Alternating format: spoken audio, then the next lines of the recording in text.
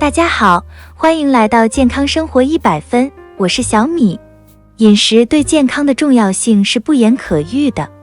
在1992年，美国农业部 USDA 就发布了饮食金字塔，宗旨在于帮助美国人民做出健康的饮食选择，来保持身体健康和降低患上慢性病的风险。因此，饮食金字塔成为过去几十年用来教授营养饮食的工具。可是几十年过去后，美国人的腰围却越来越粗，超过3%的成年人体重过重，高血压、糖尿病、心血管疾病的发生率也不断上升，使得此饮食指南的权威性受到非常大的质疑。有研究就表明了饮食金字塔是错的。如果你遵循饮食金字塔，可能会让你更容易患上慢性疾病，从而缩短寿命。碳水化合物在饮食金字塔中的底部是由碳水化合物构成，而塔的顶部是脂肪油类，这就说明碳水化合物应该占一个人每日营养摄入的最高比例，而脂肪油类则为最少。因此，它传达了脂肪有害健康以及碳水化合物要多摄取的观念。由于金字塔没有额外的注释，过度简化，从而误导人们以为所有的脂肪都对健康不利，并且忽略了精致淀粉，如白米饭、精致白面包、面、马铃薯等往往都是过多热量的主要来源。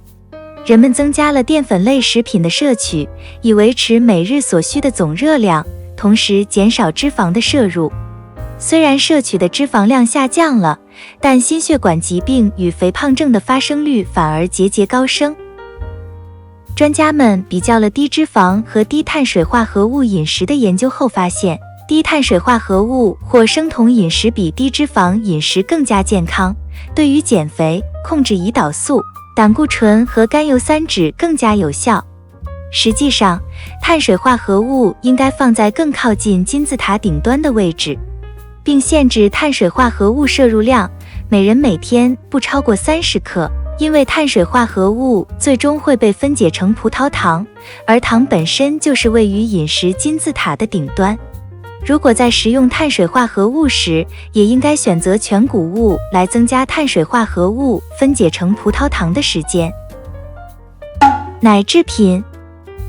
和碳水化合物类似的原因，乳制品也应该重新排列和划分。牛奶和其他液体乳制品应该都被视为含糖饮料。牛奶虽然富含钙和其他营养物质，但是它却含有大量的糖分。一杯100毫升的牛奶大约含有 4.8 克糖，而100毫升的原味可乐则含有 10.6 克糖。这意味着一杯牛奶的含糖量差不多是可乐的1半。而在购买优格时，为了健康，就更应该要选择原味优格了。健康的脂肪和油，饮食金字塔将脂肪、油和糖果一起放在顶部的地方，但实际上，脂肪和油对我们的整体健康起了不可或缺的作用。我们是可以放心食用健康的脂肪，如鱼肝油、橄榄油这类不饱和脂肪。至于坚果、鳄梨等富含脂肪的水果也可以放心食用。坚果的脂肪含量高，而且能量也高，因此有助于增加饱腹感。有研究就确定了吃坚果会减少饥饿感，却不会影响体重。加工食品，饮食金字塔最严重的一个缺陷就是缺少了加工食品。加工食品在超市的货架上是随手可得的，但它却没有被加入到饮食金字塔中，让人们忽略了去考虑加工食物对健康的影响。加工会导致食物的营养降低，并更容易被人体吸收，从而使体重增加。拿一个苹果和经过加工的苹果汁来比较，苹果本身富含纤维、维生素和矿物质，但是当苹果经过高度加工后成为苹果汁，当中的纤维和营养素会被去除，而且苹果汁还加了添加剂和钠，会导致血糖和胰岛素升高。饮食金字塔最大的问题就是没有考虑到细节，它不考虑加工食品、精致淀粉和该选择摄取的蛋白质，它将所有脂肪归类在一起，却没有提出任何关于不饱和脂肪和 Omega-3 脂肪酸对健康的益处。饮食金字塔最初是由美国农业部发布的，美国农业部关注的是该国的农业，而不是维护人类的健康。